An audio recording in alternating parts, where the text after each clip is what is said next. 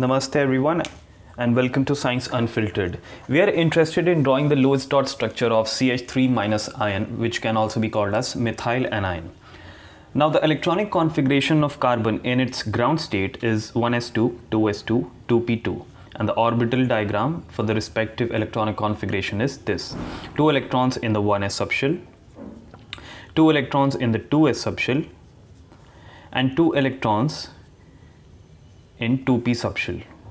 Now this was the case in ground state, but actually you guys must have been knowing or heard about the thing that carbon makes 4 bonds, which is it is tetravalent. So that factor comes out because of this phenomena which I've shown here. Carbon in its excited state has the orbital diagram like this. Now why is it so? Because one of the electron present in 2s subshell jumps and sits in the 2p subshell. So you've got unpaired electrons as 4. See, 1, 2, 3, 4. In excited state of carbon, we have got 4 unpaired electrons. Okay, 4. Whereas in ground state, we have got just 2 unpaired electrons. So carbon makes 4 bonds in its excited state. Now, this is clear. We have talked about carbon, and now let's talk about the hydrogen.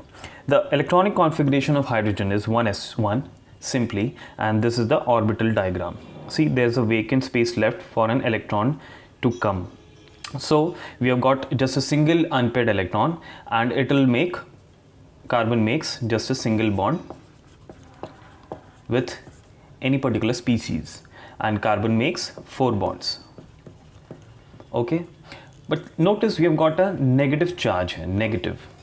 Now this means that carbon has gained an extra electron from the outside world. Okay, so carbon in its excited state has this orbital diagram, but it has caught an extra electron, and that extra electron will lodge itself in the outermost subshell.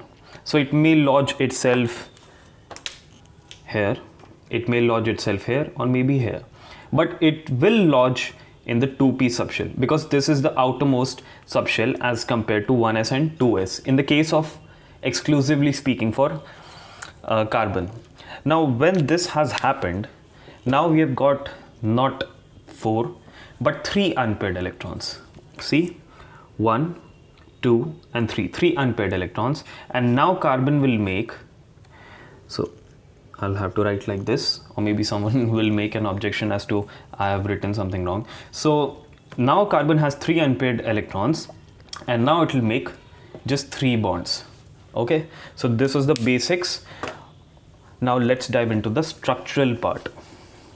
See, basics help you to get a better grasp of the structure of the hybridization and everything, because these are the building blocks of chemistry.